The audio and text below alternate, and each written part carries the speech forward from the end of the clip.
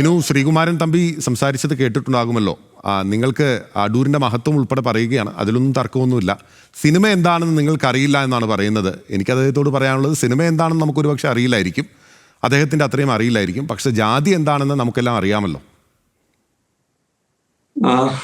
തീർച്ചയായിട്ടും ഒരുപക്ഷെ PK റോസിക്ക് നാടൊക്കെ വിട്ട് ഉപേക്ഷിച്ച് പോകേണ്ടി വന്നത് ഇതേ മനോഭാവമുള്ള മനുഷ്യർ അക്കാലത്തും ജീവിച്ചിട്ടുണ്ടായിരുന്നത് കൊണ്ട് തന്നെയാണ് എന്നുള്ളതാണ് ഞാൻ കരുതുന്നത്. JC ഡാനിയലിനെ പോലുള്ള പിന്നോക്ക വിഭാഗത്തിലെ ആളുകളൊക്കെ തന്നെ സിനിമ പിടിച്ച കാലത്തും ഇതേ വാദങ്ങളുള്ള ആളുകൾ ഉണ്ടായിരുന്നു എന്നുള്ള കാര്യത്തിൽ ഒരു സംശയമില്ല. അദ്ദേഹം ഇപ്പം ശ്രീകുമാരൻ തമ്പി പറഞ്ഞിട്ടുള്ള വാദങ്ങളൊന്നും എടുത്ത് പരിശോധിക്കാം നമുക്ക്. എന്തൊരു മെറിറ്റോറിയസ് ആയിട്ടുള്ള ഹീനസ് ആയിട്ടുള്ള വാദങ്ങളാണ് അദ്ദേഹം ഉന്നയിക്കുന്നത്. ഈ വിഭാഗത്തിൽപ്പെട്ട ആളുകൾക്ക് ഫണ്ട് കൊടുക്കുന്ന സമയത്ത് അത് കൃത്യമായി സിനിമ എന്ന് പറയുന്നത് കളിപ്പാട്ടം ഒന്നല്ല, ക്യാമറ എന്നൊക്കെയാണ് അദ്ദേഹം പറഞ്ഞുകൊണ്ടിരിക്കുന്നത്.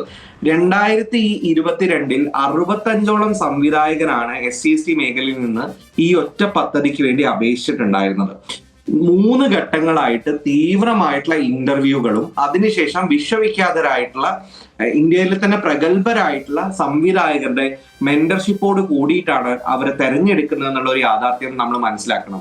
ഇത് ഏതെങ്കിലും ഒരു വ്യക്തി ഇങ്ങനെ വെറുതെ ചുമ്മാ പോയിട്ട് എനിക്ക് സിനിമ എടുക്കണം എന്ന് പറഞ്ഞുകൊണ്ട് അപ്പോഴേക്ക് സർക്കാരിൽ നിന്ന് ലഭിക്കുന്ന ഒരു ഗ്രാന്റ് ആണെന്ന മുൻബോധമുണ്ടല്ലോ, ആ മുൻബോധമാണ് വളരെ കൃത്യമായി ജാതീയത എന്ന് പറയുന്നത്.